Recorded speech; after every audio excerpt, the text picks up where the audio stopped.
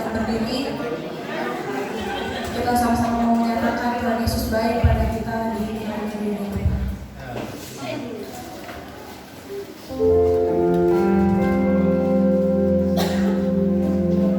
Kita mau sama-sama katakan Yesus engkau sungguh baik. Yesus namamu.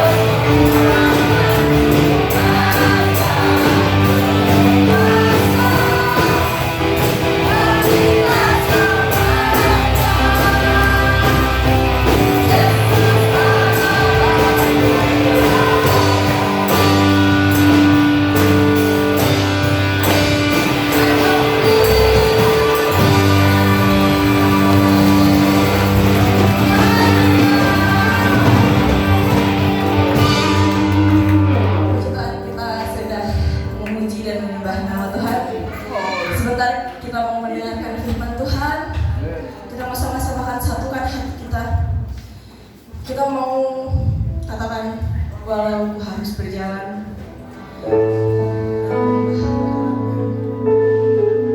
tetapi perlindungan Tuhan tidak kurang bagi kita. Yesus.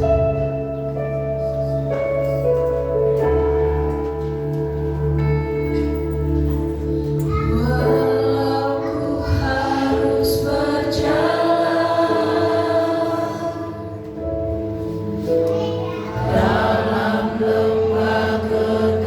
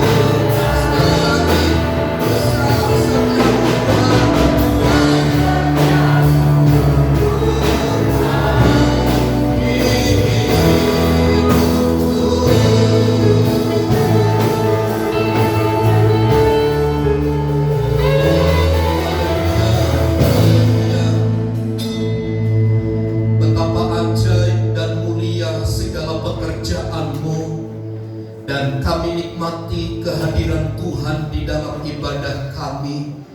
Kami percaya ketika firman Allah ditaburkan kepada kami, ada sesuatu yang sedang Tuhan kerjakan, singkapkan kebenaran-Mu bagi kami, sehingga Engkau mau agar kami sekalian bertumbuh, berbuah untuk hormat dan kemuliaan bagi nama Tuhan. Segala penolak-penolakan, roh-roh penolakan, segala penguasa-penguasa di udara, kami tolak, kami patahkan dalam nama Yesus. Bekerjalah menurut kuasa-Mu, hati kami siap untuk diberkatinya. Di dalam dan demi nama Yesus kami siap diberkati, dan setiap kita yang percaya bersama katakan amin. Silakan duduk Bapak Ibu Saudara sekalian. Salam.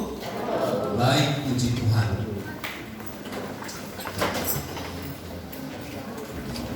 Satu ucapan syukur yang terus kita panjatkan kepada Tuhan tentunya untuk segala kemurahan dan kebaikannya, bahwa kalau kita ada hari ini sungguh karena Tuhan, ya. Tidak ada sesuatu yang dapat kita banggakan dalam hidup ini selain karena Tuhan yang bekerja di dalam hidup kita. Mari kita membaca satu kebenaran firman Tuhan yang terambil dari Injil Matius pasal yang ke-20. Kita akan membaca ayat ini bergantian dari ayat 20 sampai ayat yang ke-28. Saya membaca ayat yang ke-20, Bapak Ibu Saudara jemaat Tuhan membaca dengan suara yang keras dalam ayat 21 dan seterusnya. Permintaan Ibu Yakobus dan Yohanes bukan memerintah, melainkan melayani. Maka datanglah ibu anak-anak Zebedeus serta anak-anaknya itu kepada Yesus, lalu sujud di hadapannya untuk meminta sesuatu kepadanya. Kata Yesus, "Apa yang kau kehendaki?" Jawabnya, "Berilah perintah supaya kedua anakku ini boleh duduk di bawah kananmu, yang seorang di sebelah kananmu dan yang seorang lagi di sebelah kirimu." Tetapi Yesus menjawab, katanya, "Kamu tidak tahu apa yang kamu minta. Dapatkah kamu meminum cawan yang harus kuminum?" Kata mereka kepadanya, "Kami dapat." Yesus berkata kepada mereka, "Cawanku memang akan kamu minum, tetapi aku duduk di sebelah kananku atau di sebelah kiriku, aku tidak berhak memberikannya. Itu akan diberikan kepada orang-orang seperti siapa Bapa Tuhan mengajarkannya." Mendengar itu, marahlah ke-10 muridnya yang lain kepada kedua saudara itu. Tetapi Yesus memanggil mereka lalu berkata, "Kamu tahu bahwa pemerintah pemerintah bangsa-bangsa memperkarakan tentang istri, dan kuasanya atas mereka. Tidaklah demikian di antara kamu. Barang siapa ingin menjadi besar di antara kamu, hendaklah ia menjadi pelayanmu. Dan barang siapa ingin menjadi terkemuka di antara kamu, hendaklah ia menjadi hamba." Kita baca bersama-sama 2-3. Sama seperti anak manusia datang bukan untuk dilayani, melainkan untuk melayani dan untuk memberikan nyawanya menjadi tebusan bagi banyak orang. Puji Tuhan. Bapak Ibu Saudara yang terkasih di dalam Tuhan, ayat 20 sampai ayat 28 ini adalah saat waktu di mana Tuhan Yesus ada dan sementara sedang menuju Yerusalem. Beberapa minggu yang lalu saya sampaikan sebuah tanggapan yang diterima oleh para murid. Mengapa mereka berlomba-lomba, termasuk terjadi dialog yang begitu intens antara Tuhan Yesus dengan para murid?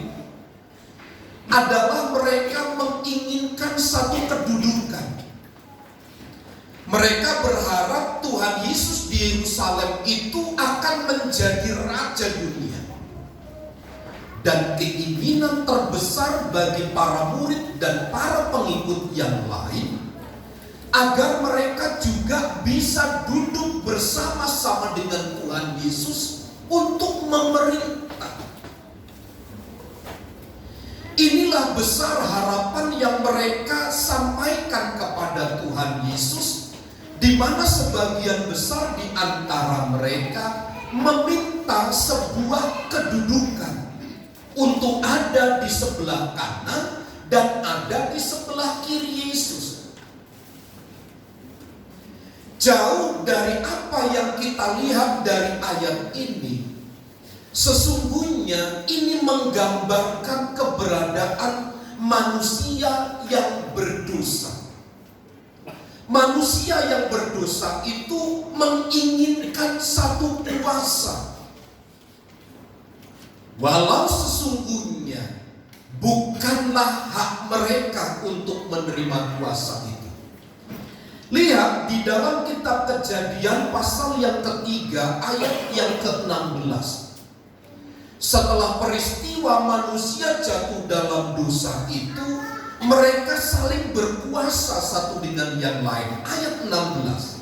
Firman-Nya kepada perempuan itu, susah payahmu waktu mengandung akan kubuat sangat banyak. Dengan kesakitan engkau akan melahirkan anakmu, namun engkau akan berahi kepada suamimu dan ia akan berkuasa atasmu. Dalam ayat terakhir lihat, engkau akan berahi kepada suamimu dan suamimu akan berkuasa atasmu. Peristiwa ini terjadi setelah manusia jatuh ke dalam dosa. Manusia yang telah dikendalikan oleh dosa itu keinginannya adalah untuk berkuasa. Mengapa? Dengan kekuasaan yang diterima, bisa mengatur, bisa mendelegasikan kekuasaan, bisa bersikap, bisa bertindak semaunya. Tentu program-program yang akan dikerjakan berjalan dengan baik. Itu harapannya. Namun demikian Bapak Ibu Saudara, sebenarnya kuasa itu bukan milik daripada manusia. Kuasa itu sesungguhnya adalah milik Tuhan. Manusia yang berdosa ditipu oleh iblis. Seolah-olah iblis sedang menyodorkan, membuka mata manusia itu, bahwa kamu sesungguhnya adalah orang yang berkuasa. Saling menguasai itu adalah kebenaran menurut iblis. Dan itu disampaikan kepada manusia pertama, Adam dan Hawa. Sehingga mereka saling berkuasa. Lihat hari ini Bapak Ibu Saudara, kalau bicara tentang kekuasaan, kalau bicara tentang sebuah kedudukan, orang berlomba-lomba. Orang mencari sebuah kedudukan. Untuk apa? Supaya dapat dilayani. Supaya dapat dilayani ujungnya. Bukan sebagai pemimpin yang berkuasa untuk melayani, tetapi maunya dilayani. Manusia ingin menjadi sama seperti Allah. Manusia menjadi haus kekuasaan. Dan ini yang terjadi. Dan kalau kita membaca ayat 20 sampai ayat 28, tersirat di dalam ayat-ayat itu, Anak Allah yaitu Tuhan Yesus Kristus itu, Sang pemilik kuasa, adalah Allah yang sejati, yang memiliki kekuasaan dan kuasa yang melampaui segala sesuatu itu. Justru mempergunakan kekuasaannya itu untuk mengikuti kehendak Bapaknya, untuk menggenapi kehendak Bapaknya. Lihat, ada satu perbedaan nilai, cara pandang yang berbeda. Manusia punya kekuasaan, haus akan kekuasaan untuk dapat dilayani. Tetapi sementara yang punya kuasa itu, dia hadir untuk melayani, menghendaki kehendak Bapa. Dan ini menurut saya sangat ironis. Sangat ironis.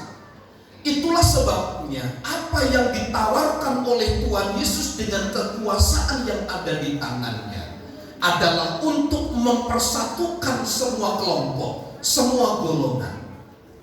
Tetapi kekuasaan yang dikejar oleh manusia hanya untuk menjatuhkan, hanya untuk membuat orang kuat jadi lemah, yang lemah jadi hilang kekuatannya. Apakah demikian Bapak Ibu Saudara yang disebut kekuasaan itu?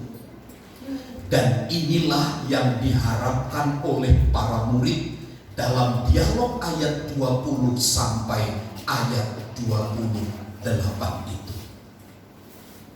Kristus yang adalah Allah itu sendiri rela menjelma menjadi manusia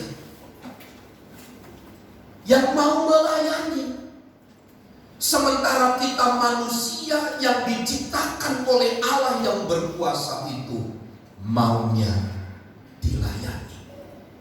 Sekali lagi, ironis sekali tentang konsep cara berpikir orang pada waktu itu. Sehingga di antara mereka meminta, berbisik-bisik kepada Tuhan Yesus, tolong dong sampaikan kepada Tuhan Yesus, izinkan 2 anak saya itu untuk yang satu duduk di sebelah kanan, yang satu duduk di sebelah kiri. Kenapa? Karena mereka tahu di Yerusalem Yesus itu akan menjadi raja dunia. Padahal kerajaan Tuhan Yesus bukan kerajaan seperti yang dibayangkan oleh mereka. Harapan besar mereka dengan tampilnya Yesus di Yerusalem sebagai raja dunia, pemerintahan Romawi dapat dikalahkan. Karena pada waktu itu mereka sedang ada di dalam jajahan. Secara kasat mata kita melihat harapan besar daripada murid, kebebasan secara lahiriah itu memang begitu digaungkan, begitu diharapkan. Sebuah negara yang dijajah, para murid ingin penjajah itu selesai, ingin kemerdekaan, ingin kemenangan. Itu sebabnya mereka berharap Yesus tampil menjadi raja, menjadi pemimpin yang mengalahkan para penjajah itu. Tapi Yesus kerajaannya bukan seperti itu. Kerajaan Yesus bukan untuk mengalahkan dengan pedang, mengalahkan dengan senjata. Tetapi kerajaan Yesus adalah bicara melayani. Bapak Ibu Saudara, konsep melayani ini harus melekat di dalam benak dan pikiran kita. Kemarin saya melihat postingan 2 anak Tuhan, ya, hari Sabtu. Dia live di Facebook itu, di Lampung ini. Dia live di Facebook. Dia katakan begini, mari anak-anak Tuhan kita ngepel gereja gitu. Saya ketika dia posting itu saya sedih gitu, mencucurkan air mata. kok masih ada hari ini gitu anak-anak Tuhan berlomba-lomba ngepel gereja. Bapak Ibu Saudara, konsep melayani itu sekarang sudah dianggap musang. Sebab apa? Maunya kita ini adalah dilayani. Maunya kita itu diberikan fasilitas yang baik. Dan itu yang tidak dimengerti oleh para murid dan yang lain. Meskipun Bapak Ibu Saudara, Tuhan Yesus banyak memberitakan, menyampaikan bahwa kerajaanku itu bukan kerajaan untuk mengalahkan bangsa-bangsa. Kerajaanku itu adalah untuk melayani, untuk membebaskan manusia yang berdosa. Kerajaanku itu adalah memikul salib. Kerajaanku itu adalah merendahkan diri. Mereka tidak tanggap terhadap hal-hal ini. Itulah sebabnya Bapak Ibu Saudara, Tuhan Yesus untuk beberapa saat lamanya, bahkan minggu lalu saya sampaikan, sebelum Yesus masuk di dalam kemuliaan, Yesus harus melewati salib terlebih dahulu. Itu sebabnya dalam ayat itu Tuhan Yesus menjawab pernyataan murid dan bertanya dalam ayat 22 itu. Tetapi Yesus menjawab katanya, kamu tidak tahu apa yang kamu minta. Dapatkah kamu meminum cawan yang harus kuminum? Cawan itu bicara tentang penderitaan, tentang salib Kristus. Bahwa untuk mencapai kepada satu kemuliaan, satu kebebasan yang sesungguhnya harus melalui salib Kristus. Dan kemauan terbesar para murid adalah maunya dilayani, duduk di atas tahta, dan pada akhirnya mendapatkan kemuliaan. Tidak mungkin itu diperoleh. Jenjang karir di dunia pun dimulai dari bawah semua. Semua dimulai dari yang terkecil, kemudian naik-naik menjadi level yang tinggi. Kalaupun kita dipercaya tiba-tiba langsung ada di posisi atas, perjuangan kita sangatlah berat. Saya ingat seorang hamba Tuhan katakan begini, puji Tuhan, jemaat yang saya layani baru 15 orang. Saya bersyukur sambil menangis.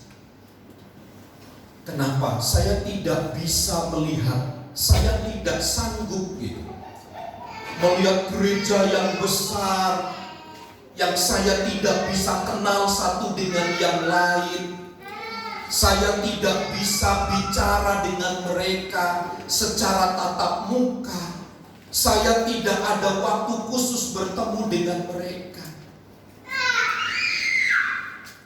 Bapak Ibu Saudara, untuk melayani orang itu berlomba-lomba hari ini. Sekali lagi, inilah kerajaan yang Yesus dirikan di atas muka bumi itu. Itu sebabnya di dalam ayat 24 terhadap permintaan-permintaan dari orang-orang itu, para murid ketika mendengar berita itu, ia marah. Pertanyaannya, kenapa dalam ayat 24 itu murid marah? Karena mereka juga mengharapkan kedudukan yang sama. Mereka juga menginginkan sebuah kedudukan tentang duduk di sebelah kanan dan kirinya Tuhan Yesus. Tapi mereka tidak berani mengungkapkan keinginan itu. Itu sebabnya ketika ada orang lain menyatakan diri untuk duduk di sebelah kanan dan kiri Yesus, ia marah. Karena mereka tidak bisa menyampaikan itu secara terang-terangan kepada Yesus. Tetapi di dalam hati itu ingin kedudukan yang sama. Bapak Ibu Saudara, mungkin tidak terucap di dalam bibir dan mulut kita. Tapi ingat, apa yang tercetus di dalam hati itu adalah sebenarnya sama. Mungkin orang lain tidak mendengar. Mungkin orang lain tidak tahu apa yang ada di dalam hati kita. Tetapi di hadapan Tuhan semua transparan, semua terbuka. Ingat ya, Tuhan itu tidak hanya sekedar melihat rupa kita, tapi Tuhan juga melihat hati, termasuk motivasi hidup kita. Dia tahu persis apa yang kita inginkan. Dia tahu persis apa yang kita ucapkan. Tuhan tahu. Dan lihat mengapa para murid marah, karena dia juga ingin kedudukan yang sama. Artinya dari level orang-orang yang melayani Tuhan Yesus, bahkan sampai mereka hanya mengikuti dari jauh, punya keinginan yang sama. Untuk apa? Duduk di sebelah kanan kiri Yesus. Mereka mau menjadi orang-orang yang dimuliakan meskipun mereka tidak melalui salib. Dan ini sebuah konsep yang bahaya. Hari ini Bapak Ibu Saudara, dengan kecanggihan teknologi, dengan percepatan informasi, saya hanya mau sampaikan begini, seperti dalam gereja. Kalau saya hanya memberitahukan tentang firman Tuhan saja yang memenuhi otak kita, maka Bapak Ibu Saudara nggak harus ke gereja. Di rumah Bapak Ibu Saudara bisa searching di Google apa artinya itu. Apa artinya dalam bahasa Yunani-nya, bahasa aslinya apa. Bisa langsung cepat dimengerti, dipahami. Tapi ingat, pembicara pengkhotbah hamba Tuhan itu tidak hanya sekedar memberikan pengetahuan, tapi transfer nilai, transfer roh kepada Bapak Ibu Saudara. Itulah pentingnya.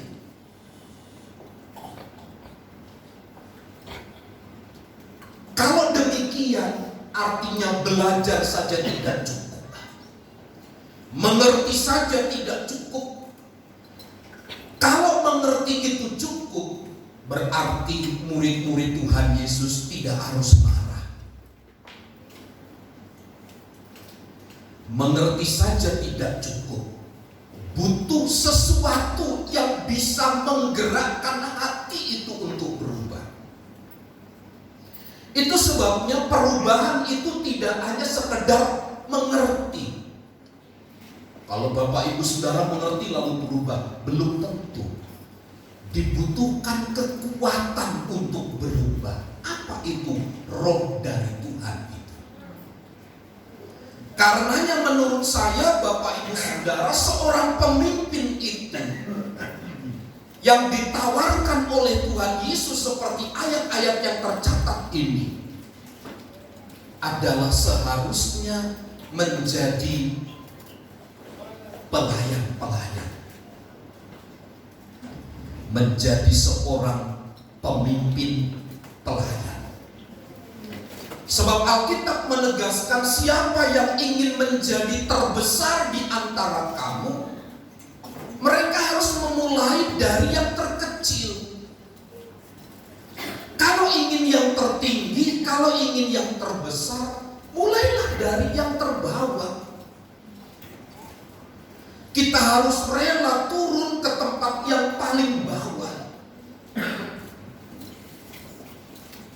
Ketika kita hanya bermimpi dan mengharapkan yang besar, mohon maaf, kita itu hanya pemimpi-pemimpi di siang bolong saja. Tapi kita harus mulai dari yang rendah, yang terkecil sekalipun, yang biasa dipandang orang hina, yang biasa dipandang orang sebagai yang tidak berharga. Justru dari situlah kemuliaan kerajaan Allah itu dinyatakan. Lalu bagaimana Bapak Ibu Saudara kita bisa meneladani apa yang dikerjakan oleh Tuhan Yesus ini? Yang pertama yang saya ingin sampaikan begini, kita harus memiliki kerelaan untuk menjadi hamba, punya kerelaan untuk menjadi pelayan. Menjadi hamba itu harus membatas diri. Menjadi pelayan itu harus menekan dirinya serendah-rendahnya, termasuk di dalamnya penghinaan, termasuk di dalamnya kita dipandang rendah, kita disepelekan. Satu kali saya berkhotbah diundang di depan 1.500 jemaat ibadah pagi di Serang. Saya cerita, di tempat kami tahun baru itu ada yang bersaksi, Bapak Ibu, saya bilang gitu, bersaksi di depan. Dia minta supaya ngepel gereja. Dia sambil sesenggukan. Saya bilang, Pak Wiken, sambil sesenggukan. Setelah saya turun khotbah dari depan 1.500 orang itu, saya ditanya, Pak Pendeta, masih adakah orang seperti itu? Loh, kalau Bapak mau ngerti orangnya, saya bisa bawa gitu. Saya bisa tunjukkan Pak Wiken itu. Saya bilang begini, mohon maaf ya Pak, saya bisa tunjukkan orangnya.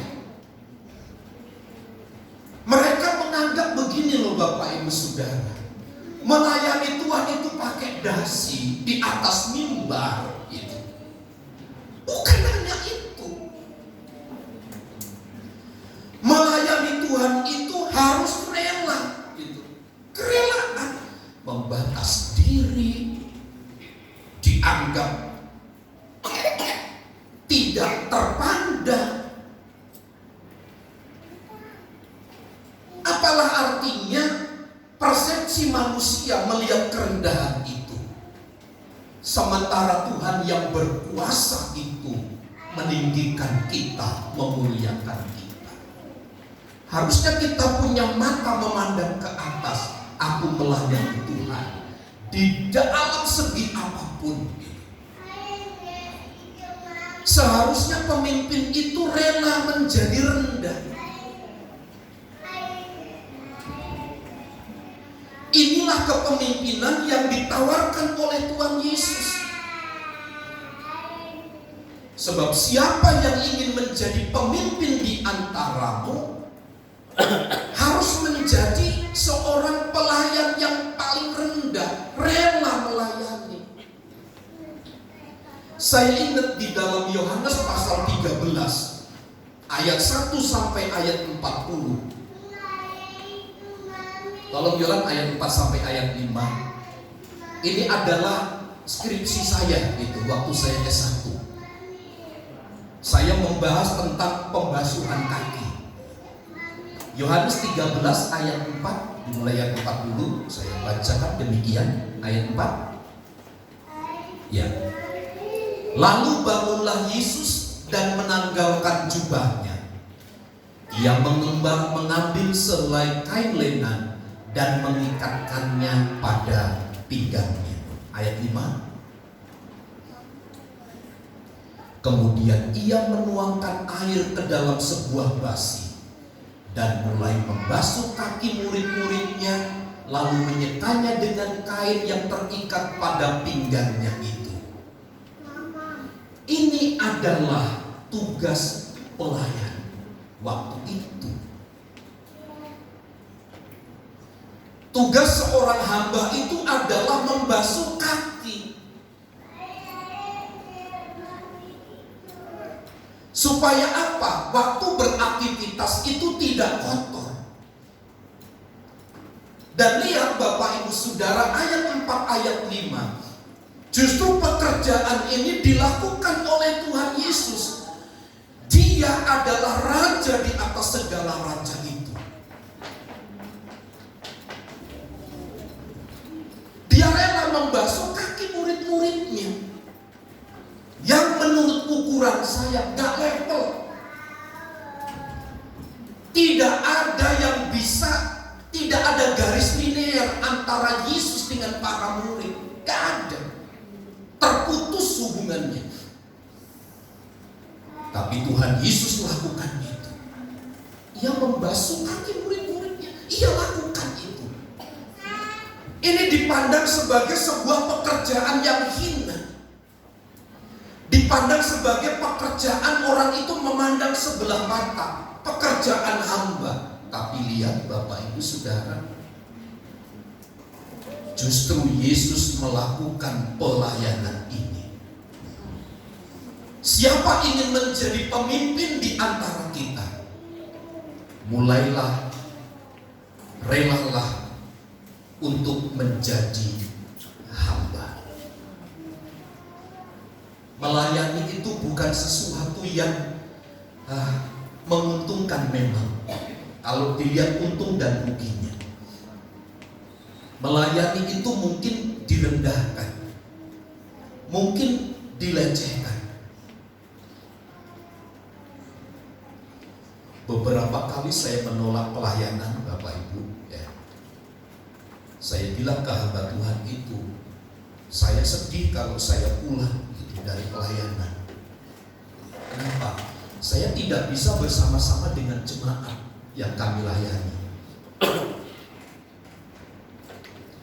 Artinya kalau saya tidak ada di tempat bersama Bapak Ibu Saudara ibadah, artinya saya terpaksa. Orang itu sudah berkali-kali minta saya melayani.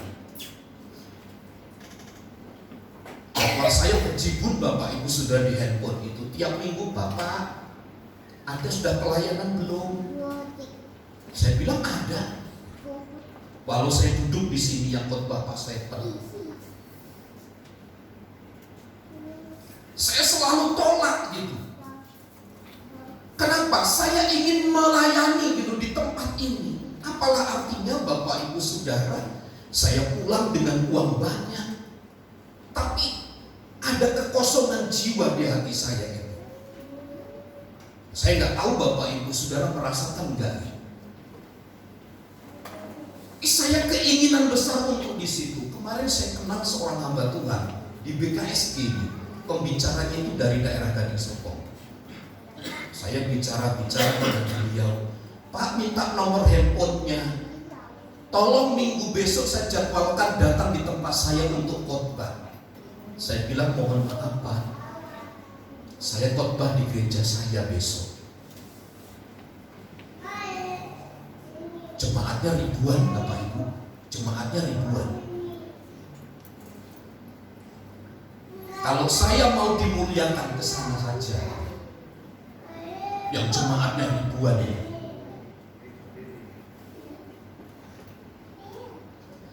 Maksud saya, mari bersama-sama kita belajar untuk rela menjadi hamba. Jangan di antara kita saling menonjolkan diri. Itu bukan pemimpin. Pemimpin yang sesungguhnya yang dicontohkan oleh Tuhan Yesus adalah pemimpin yang melayani. Pemimpin hati hamba itu. Kalau di rumah, suami jangan minta hanya dilayani. Layanilah istri, layanilah anakmu. Amin. Amin. Amin.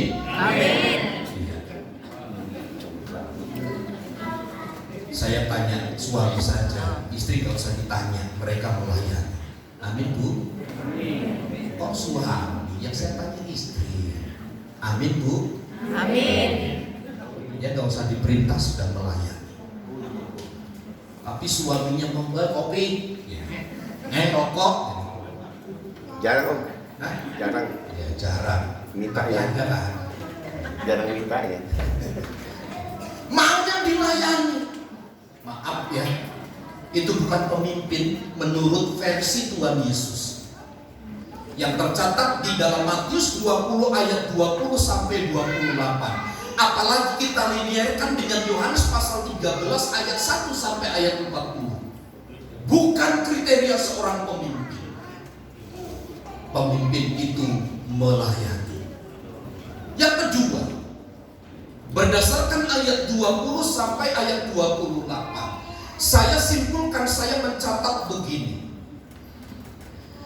Kita harus memiliki kerelaan untuk mengarahkan orang lain untuk melihat kebenaran Yesus Kristus. Seorang pemimpin kan maunya ikut saya, gitu kan, ikut aku. Tapi seorang pemimpin yang diceritakan, disampaikan oleh Tuhan Yesus dalam Injil Matius ini, mereka harus rela mengarahkan orang-orang lain itu untuk melihat kebenaran Yesus Kristus. Seorang pemimpin itu harus mampu mengarahkan. Seorang pemimpin itu harus memiliki visi dan misi yang jelas. Supaya apa? Mau dibawa kemana itu orang-orang yang ada di bawahnya. Harus tahu betul nilai-nilai kebenaran itu. Ia harus menuntun orang-orang yang ada di bawahnya untuk dapat diperkenalkan kepada Tuhan. Inilah pemimpin yang sedang diajar oleh Tuhan Yesus. Harus mampu mengarahkan orang kepada kebenaran. Jangan justru dibawa kepada yang lain. Jangan justru diarahkan kepada yang sesat. Jangan disimpangkan. Kata Alkitab, kalau orang menyesatkan anak kecil, lebih baik baginya ikatkan seutas tali di lehernya dan kasih batu lalu tenggelamkan ke dalam air. Itu penyesat. Tapi bagi para pemimpin harus mengarahkan orang-orang yang ada di bawahnya kepada Kristus. Bukan kepada pemimpin, bukan kepada diri sendiri, tetapi kepada Kristus. Dan saya berharap mimbar ini menjadi alat di mana Kristus itu diberitakan, di mana Yesus itu diberitakan, di mana kekuasaan kerajaannya itu dinyatakan. Saya simpulkan sederhana, seorang pemimpin itu melayani dan bukan dilayani. Mari kita belajar menjadi pemimpin-pemimpin yang dikehendaki oleh Tuhan, sehingga kita pada akhirnya dimuliakan oleh Tuhan. Tuhan Yesus memberkati.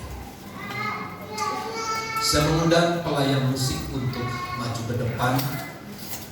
Kita bernyanyi satu pujian, Seribu Tak Mengerti Jalan-Jalan Tuhan. Kita bernyanyi pujian ini, dan saya berharap kita bersama bisa merespon kebenaran ini dengan baik, sehingga Tuhanlah yang memperkenan kita untuk menjadi alatnya bagi untuk kemuliaan nama Tuhan.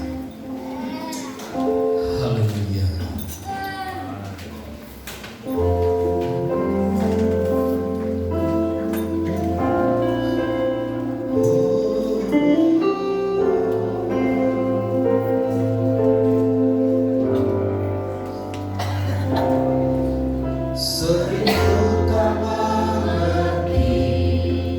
Jalan-jalanmu Tuhan, bagaimana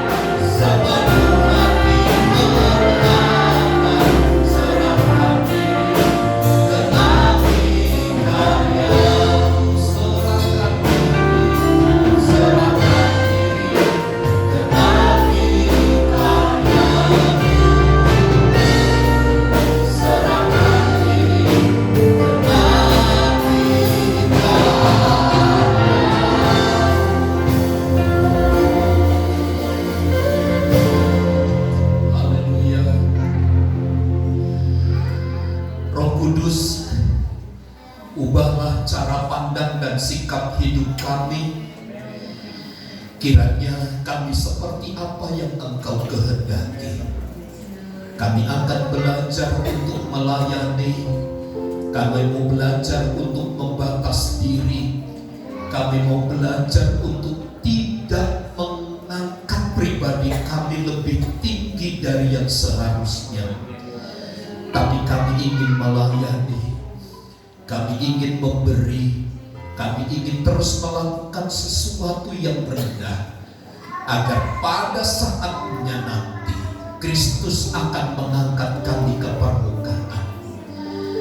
Dan kami mohon kiranya Roh Kudus memberi kekuatan, kemampuan kepada kami untuk kami dapat berjalan seperti yang Tuhan kehendaki, sehingga kami menjadi gereja-gereja yang kuat. Kami menjadi umat-umat yang tangguh di dalam Tuhan. Kami terima berkat firman-Mu dengan hati bersyukur di dalam dan demi nama Yesus. Setiap kita yang percaya dan diberkati bersama katakan amin. Terima kasih untuk Bapak Pendeta atas firman-Nya. Sebentar kita akan menjalankan persembahan. Kita mau bersatu dalam doa. Allah Bapa yang baik, Kau sungguh baik ya Bapa. Terima kasih Yesus, Engkau telah menyertai kami sampai saat ini ya Bapa. Kiranya Tuhan sebentar kami ingin menjalankan persembahan. Berkati Tuhan Engkau yang memberi, maupun yang belum dapat memberi ya Bapa. Tuhan kiranya persembahan ini dapat menjadi lupakan bagi kerajaan Yesus. Terima kasih ya Bapa. Hanya dalam nama-Mu kami berucap syukur. Haleluya. Amin.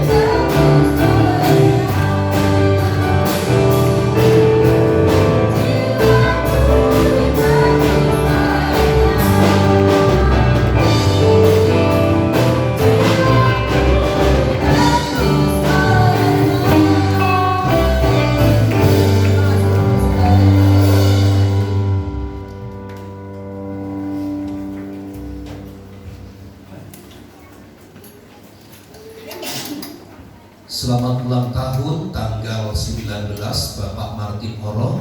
Tuhan memberkati Pak. Selamat ulang tahun hari ini Ibu Neri Tinambunan. Ibu 1 juta. Wah, Bapak juta Kakak lupa. Udah. 14. Udah Bu. 14. Hah? Udah. Saya kaget waktu saya bilang Ibu Erni hari ini ulang tahun, kok kaget, nongol gitu kan. Selamat ulang tahun Bu, Tuhan Yesus memberkati. Ada yang berulang tahun bulan ini yang belum tersebutkan namanya. Bapak Siregar tanggal 19 berulang tahun. Tuhan berkati. Bagi Bapak Ibu yang akan membayar MIKK, Mitra Nikah Duka, bisa menghubungi Ibu Simanjuntak. Kemudian janji iman Natal kepada Bapak Human, janji iman pembangunan, perluasan tempat ibadah, bisa menghubungi Ibu Lili. Ibu Lili hari ini tidak bisa hadir, beliau izin lewat online karena hari ini menjenguk keluarga yang sakit ya, supaya Tuhan tolong dalam perjalanannya di Cilengsi ya. Tuhan berkati. Berdoa bagi Ibu Lady. Ibu Lady itu suami daripada istri Bapak Filipus Simanjuntak yang akan melahirkan anak yang kedua pada akhir bulan ini ya. Kiranya Tuhan menolong semua proses persalinan dan Tuhan memberkati anaknya.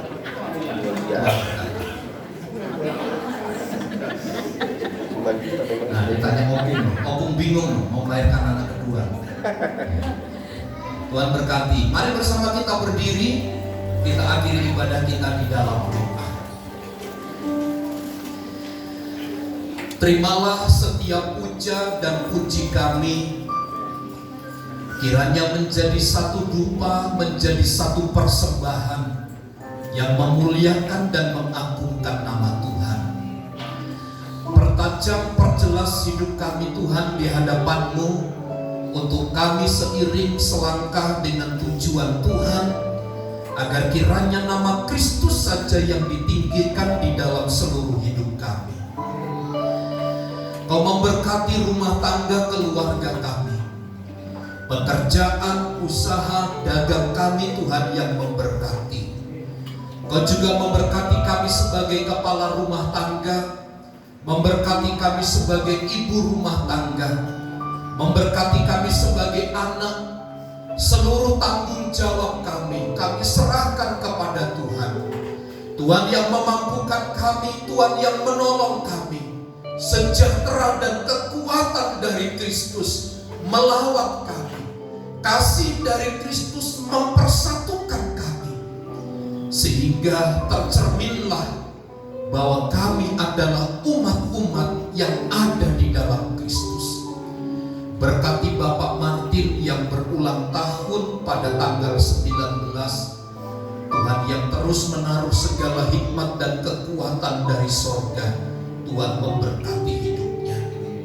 Bapak Siregar, Tuhan memberkati, Tuhan lawat di dalam anugerah dan kasih setia Tuhan. Memberkati Ibu Neriti Nambunan yang hari ini berulang tahun. Kami percayakan hidupnya ada dalam tangan kuasa Allah. Kau yang memberkati, Kau yang melimpahi dengan sukacita sorga. Kau juga memberkati jemaat-jemaat-Mu yang lain, mereka yang sakit. Tuhan pulihkan Opung Bonar, Tuhan pulihkan Oma Unggan, Oma Evelyn. Hamba berdoa bagi Bapak Rudi, tangan kasih Tuhan dinyatakan bagi mereka. Hamba berdoa bagi Bapak Naibaho, hamba berdoa bagi Bapak Galinggi, terus beri kekuatan kesehatan yang baru di dalam Engkau. Kami percaya anugerah-Mu cukup bagi mereka untuk memampukan dan menolong mereka. Hamba berdoa bagi Ibu Lady pada akhir bulan ini Tuhan akan melahirkan anak yang kedua. Tuhan tolong, Kau campur tangan dokter, anak dalam kandungan, juga ibu beri kesehatan kekuatan yang baru. Tuhan dipermuliakan di dalamnya. Berkati bangsa dan negara kami, pemimpin-pemimpin bangsa kami. Pesta demokrasi yang beberapa saat akan dilakukan, Tuhan memberkati. Tuhan memberkati pemimpin dari pusat sampai daerah, bahkan tempat di mana kami ada. Berkatilah gereja-gereja Tuhan dimanapun. Berkati gerejamu di tempat ini. Pengharapan kami untuk memperluas ruangan ibadah, Tuhan yang menyediakan semua. Kemuliaan dan hormat bagi Tuhan. Di dalam nama Yesus kami berdoa. Mari saudaraku, angkat tanganmu, arahkanlah pandangan hatimu kepada Tuhan, dan terimalah berkat Tuhan. Tuhan memberkati dan melindungi engkau. Tuhan menyinari engkau dengan wajah-Nya dan memberi engkau kasih karunia. Tuhan menghadapkan wajah-Nya kepadamu dan memberi engkau damai sejahtera. Kiranya kasih karunia Tuhan Yesus Kristus dan kasih Allah serta persekutuan Roh Kudus menyertai hidup kita saat ini dan sampai selama-lamanya. Kami terima segala berkat Tuhan di dalam nama Tuhan Yesus Kristus. Kita semua yang percaya dan diberkati bersama katakan amin. Bapak, terima kasih.